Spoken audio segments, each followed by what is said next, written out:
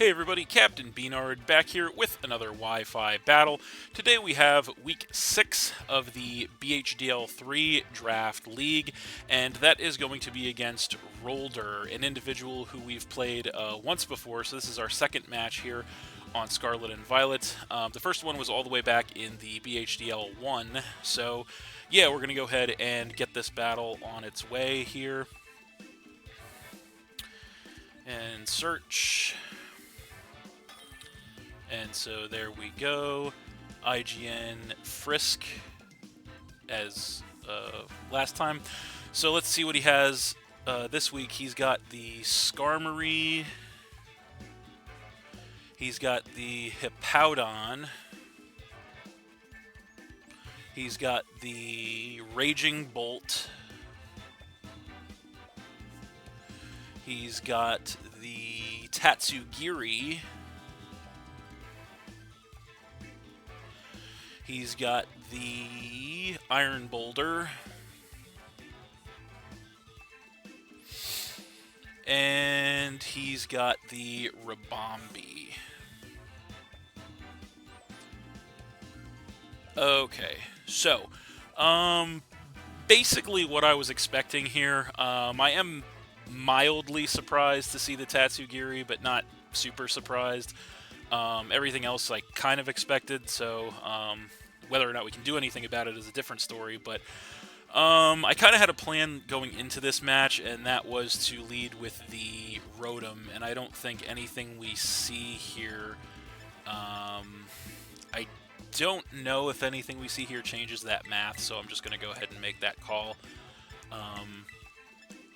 No Landorus, actually, that's the shock. I knew there was something missing. No Landorus Incarnate, so that's quite a shock. But yeah, I guess we'll go ahead and see how this works out for us here. No Landorus Incarnate, that's a big shock. Okay.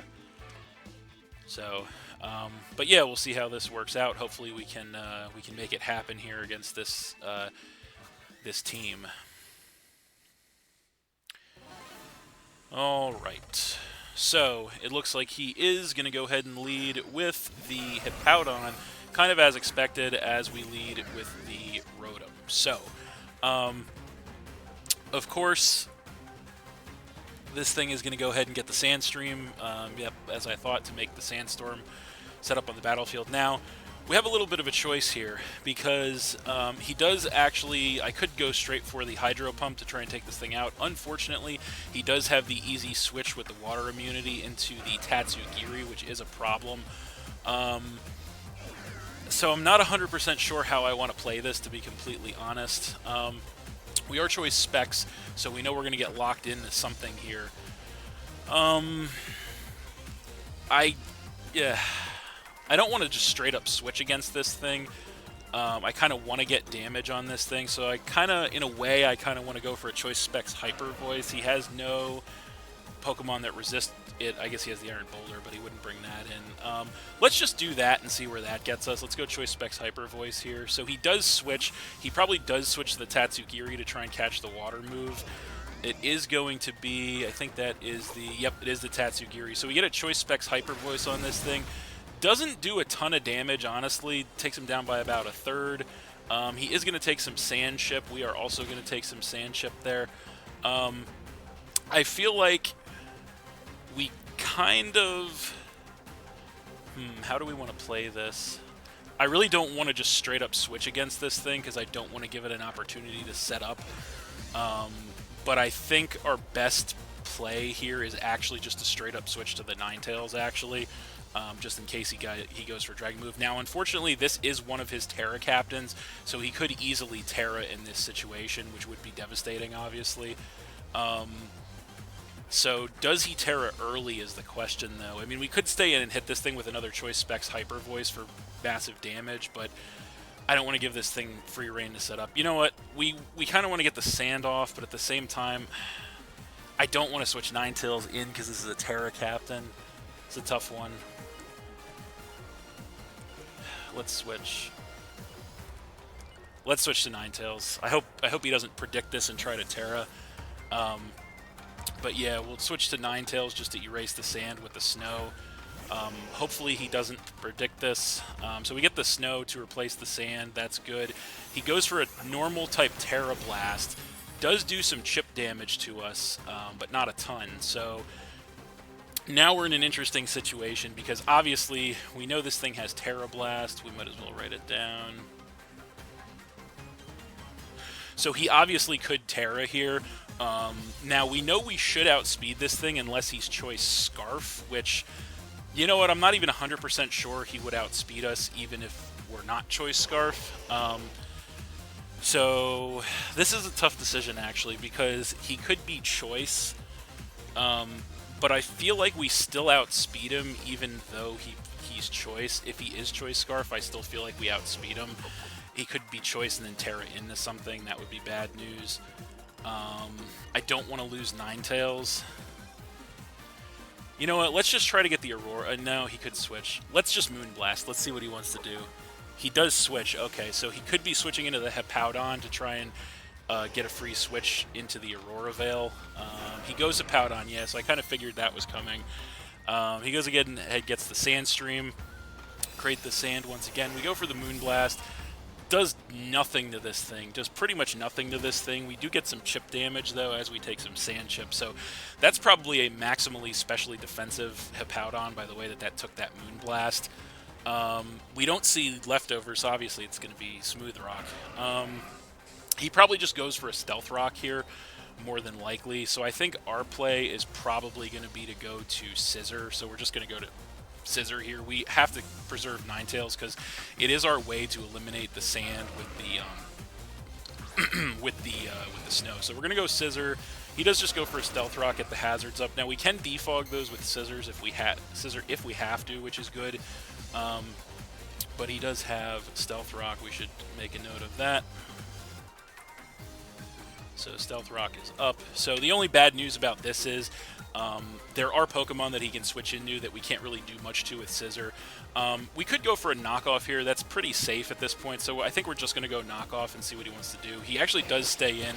We go knockoff, inflicts good damage to him, and gets rid of his Yachi Berry, so that's interesting. So he was predicting the Ice move, so he goes for a Slack Off, which is unfortunate. That's going to go ahead and put him back up to near full health, so that's kind of bad news for us.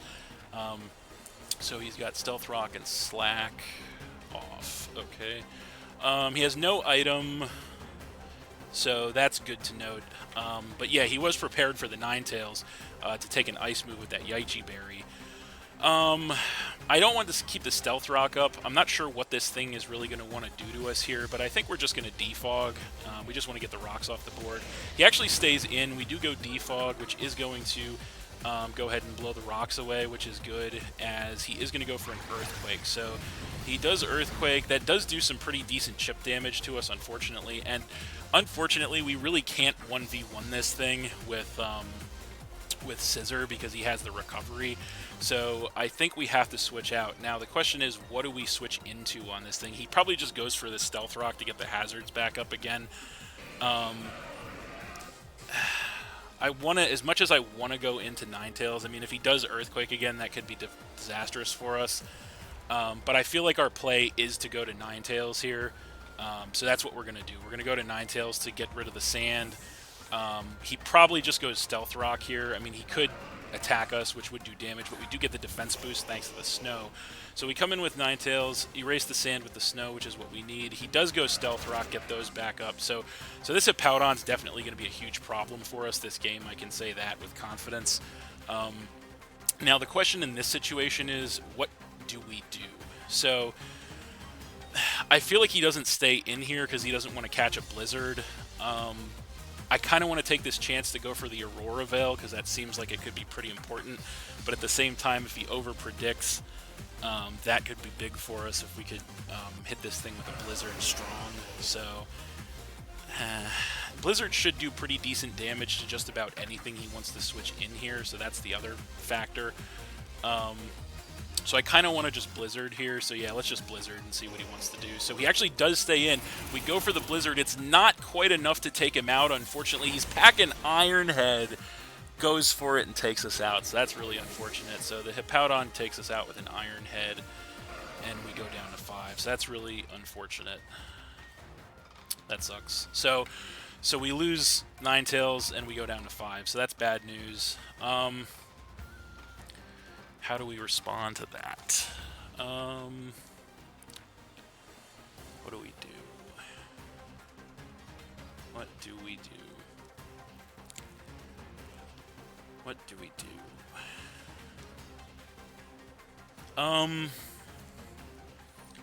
I think we go Sneasler. I think Sneasler might be the play here. Maybe Goodra. Maybe we want Goodra instead.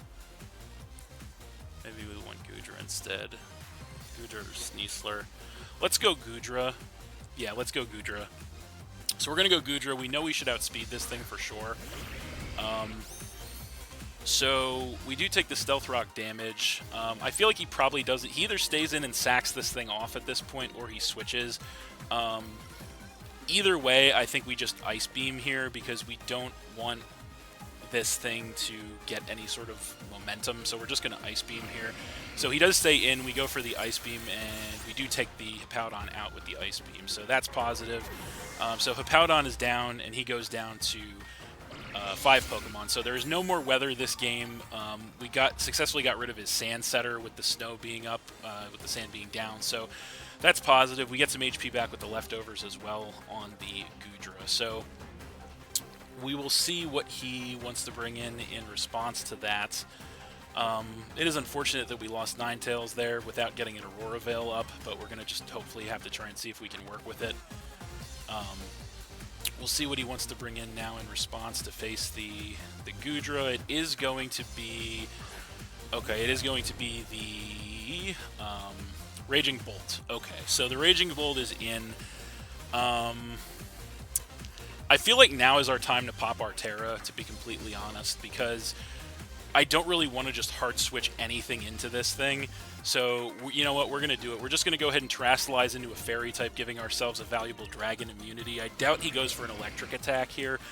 And we just try to take this thing out with a Draco Meteor. That's our play. So we're just going to do it and see what happens here. I don't generally like Terraing first, but I feel like that's the situation we're put into. We don't want to hard switch into this Raging Bolt. So we Terastallize the Goodra into a Fairy type here, gaining a valuable Dragon immunity, and we'll see what he wants to do here. He actually does go for a Volt Switch, interestingly enough, so that's interesting. And he does outspeed us, so that's an indication that he either has Speed Investment or he has a Scarf, potentially. So he Volt Switches. What does he come in with? The Skarmory. Okay, that's not great. We go for a Draco Meteor. It does connect and do massive damage to the Skarmory, but it does cut our special attack significantly. We do get some HP back with the leftovers, which is nice. So the Raging Bolt has Volt Switch. No surprise there. So I think what we do in this situation, we should outspeed, unless he's got Speed Investment on the Skarmory as well. I feel like we just Flamethrower, because I think even at -2 it takes this thing out. So let's just Flamethrower. He actually does double switch, predicting that perhaps. So what does he go into now? He goes into, what is that? He goes into the Rabombi. Okay, so he brings the Rabombi in on the Flamethrower. So it's at -2. Still does great damage to that thing, actually. Knocks it down below half, which is nice. And the snow is going to go away as we do get some more HP back with the leftovers. So I feel like we're living on the razor's edge here a little bit. Now, unfortunately, this is another one of his Terra Captains. So he has 2 Terra Captains on deck this week. I feel like we have to switch here just simply for the fact that this thing could easily Terastallize to resist our Fire move and then go for some type of coverage move. So I feel like we have to switch here. So I'm not 100% sure what our best switch is going to be, but I think it's probably, if I had to guess, I would say it probably has to be maybe Rotom, maybe Scissor, unless obviously he Terastallizes. I don't really want to bring Mudsdale in. We need that for the Iron Boulder. We got to get Goodra out of there, I think, especially with that negative special attack. We have to get Goodra out. I feel like we have to go... Oof. Mudsdale. Oh, that's a bad move. Yeah, Oh, he actually makes a double switch though. So he's gonna double switch again, and this time he's gonna switch into the Iron Boulder. So that actually works out perfectly. He goes ahead and comes in with the Iron Boulder, pops the Quark Drive, booster energy to increase his speed. So that's perfect. Oh no, it forces us to go for a Draco. We didn't click the button in time. So it forces us to go for a Draco Meteor. Oh, that's unfortunate. But we do still do some pretty decent chip damage to this thing, and then we get some HP back with the leftovers. So that's kind of a first for us here. We actually didn't click the button in time, and we were forced to click Draco Meteor. So that could have been disastrous for us, but yeah, that was... Okay, that's scary. So we got to start making our moves a little bit quicker. Okay. So the Iron Boulder was booster energy, so it's got speed. So we definitely go Mudsdale here. There's definitely no thought process with this one. We go Mudsdale 100% of the time here against the Iron Boulder. So we're going to do that. And so there it is. We take some Stealth Rock damage as he does go Mighty Cleave. So that's kind of fine. That does basically nothing to us. Does give us a stamina boost, though, which is for our defense, which is nice. And then we get some HP back with the leftovers. So I gotta try and take a second to recompose myself here, because that not clicking my move in time made my life flash before my eyes there almost. So so what do we do in this situation? I feel like the Skarmory switch is extremely obvious. Unfortunately, we have nothing with the Mudsdale to hit the Skarmory with. I kind of want to get rocks up against his team. It does hurt mainly everything. I mean, at the same time, he could stay in. So you know what? I don't know that this thing really has anything to hit us with. We could go Heavy Slam, kind of split the difference here. He probably either he could switch into the Rabombi or the Skarmory. Probably the Skarmory more than likely. But you know what? Let's just go Heavy Slam. We don't want to play around with this thing. He actually does switch. We could have got Stealth Rocks up, but at the same time, it just kind of is what it is. He's going to go ahead and switch into the Skarmory, of course. We go Heavy Slam on that thing. Does basically no damage. A little bit of chip. We take Rocky Helmet chip, which is not the best. But it just kind of is what it is as we get some HP back with the leftovers. So now in this situation, we know the Skarmory is Rocky Helmet. Okay. So we have a little bit of a choice to make on our hands once again here. Now, he could roost off the damage. He could take this chance to roost off the damage, which means that we could do one of two things. We could make an incredibly ballsy play and try to click Earthquake here, anticipating that he clicks Roost here. That would be incredibly ballsy on our side to do that. I feel like we might just do that. I don't know that we really lose a lot. I mean, we could try to get the Stealth Rock up. That would be helpful for dealing with the likes of the Rabombi, but I feel like he really clicks Roost here. Yep, let's Earthquake. I feel like he clicks Roost here. He does click Roost. Okay, perfect. So he Roosts, going back to almost full health. We catch this thing with an Earthquake now that it's no longer a flying type. Does massive damage to him, knocks him down to about a quarter HP, and then we get some HP back with the leftovers. So that's beautiful right there. So that worked out very well for us there. Now, the question is, do we want to play this game again? That's the real question, because obviously if he doesn't click Roost and we click Earthquake, nothing happens. So I feel like he's going to be extremely hesitant to Roost again now after we just made that play, because if he Roosts again and we click Earthquake, he goes down. So now I think we're going to set Stealth Rock up. That's going to be the play. So he actually... No, so we go first, interestingly enough. So he probably Whirlwinded us out. So we go first, get our Stealth Rock up on this thing. Yep, he Whirlwinds us out. Okay, so he's got Whirlwind on the Skarm. Roost, Whirlwind. What do we get Whirlwind into? This is going to be really key here. It's at random. What's it going to be? The Rotom. Okay, so that's actually perfect. That's absolutely perfect. Okay, so the Rotom gets Whirlwinded in. We take the Stealth Rock damage. So he has Roost and Whirlwind. So the Rotom getting Whirlwinded in there is actually best case scenario, because now we can very freely go for a Choice Specs Volt Switch, and nothing that he has is immune to it. So he does switch out. He probably goes back into the okay, what does he go into here? He goes into the Tatsugiri. Okay, it takes some Stealth Rock damage. Not going to appreciate a Choice Specs Volt Switch, I don't think, as it actually does survive just barely with like 1 HP it survives. That's really unfortunate. That's really unfortunate. Okay, so it's okay though because Tatsugiri survives on like 1 HP. I feel like now we definitely go into Sneasler. Yep, now Sneasler's time 100%. So we're gonna go in with the Sneasler now, and we take some Stealth Rock damage. Now we are actually Choice Scarf on the Sneasler, so even if he's Choice Scarf on the Tatsugiri, we 100% outspeed him.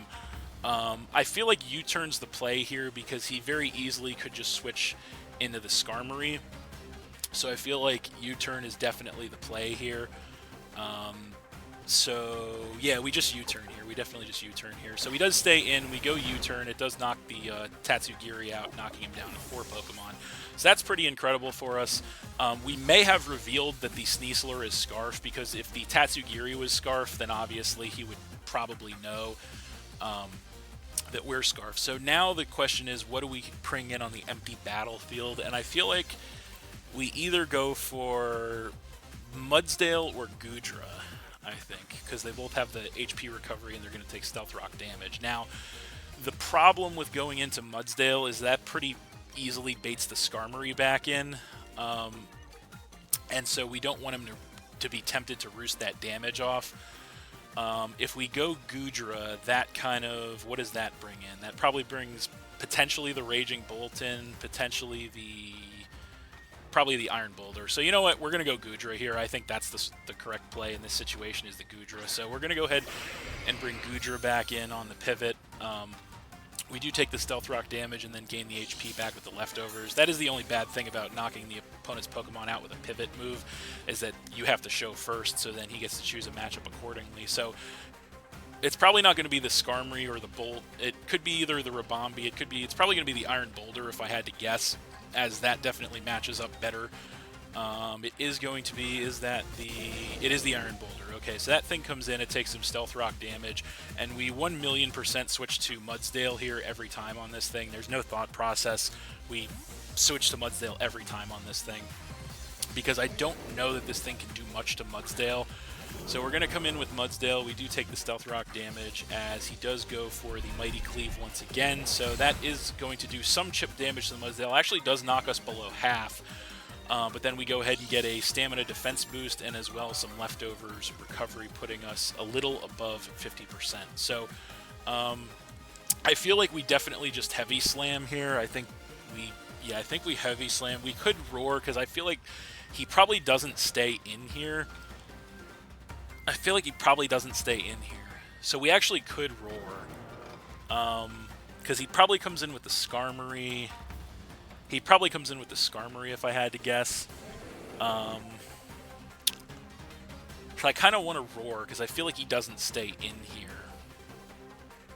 So I kind of want to Roar. Yeah, let's Roar, because I feel like he doesn't stay in here. He does switch, okay. He probably does come in with the Skarmory. Yeah, I think that's the Skarmory. Yeah, so he goes into the Skarmory. He takes the Stealth Rock damage. He actually just barely survives the Stealth Rock switch. We do Roar this thing out, which is actually great, because now I don't think that Skarmory can come in again on the Stealth Rock and survive the Stealth Rock damage. So what does he get forced into here? It is actually the Raging Bolt. So that's actually worst case scenario, because that thing comes in and takes Stealth Rock damage. Now, we are going to get some HP back with the Leftovers, which is good. Unfortunately, I don't think Mudsdale can stay in here, because we can't take a Dragon attack from this thing. I know that for pretty certain. I feel like I don't want to potentially lose Goodra here, but at the same time, I feel like either Goodra or Rotom has to be the switch in here. What's more valuable, Goodra or Rotom at this point? Because we need Scissor. We can't just switch. Sneasler in, obviously, willy-nilly on this thing. So Goodra or Rotom has to come in here. I feel like Rotom comes in here. Yeah, I feel like Rotom comes in. I mean, if we knew for sure he was going to go the Dragon move, we could try to bring Goodra in, but that's just too risky, I think. So let's go Rotom, because I don't want to risk Goodra that he predicts that. But he actually double switches himself, interestingly enough, and he comes back in with the Skarmory. Can that thing take a round of Stealth Rock? yes, it survives with like 1 HP. It survives with like 1 HP, but that's okay though, because we actually go ahead and get the switch directly into Rotom. And once again, we do take the Stealth Rock damage, but it doesn't matter because we know for a fact that Choice Specs Volt Switch is going to sting something, so we're just going to click it. Absolutely. He stays in. We go Choice Specs Volt Switch. It does go ahead and knock the Skarmory out, which is perfect, knocking him down to 3 Pokemon. Now, once again, unfortunately, we do have to show first because we knocked him out on the pivot. So I feel like we could easily come in with either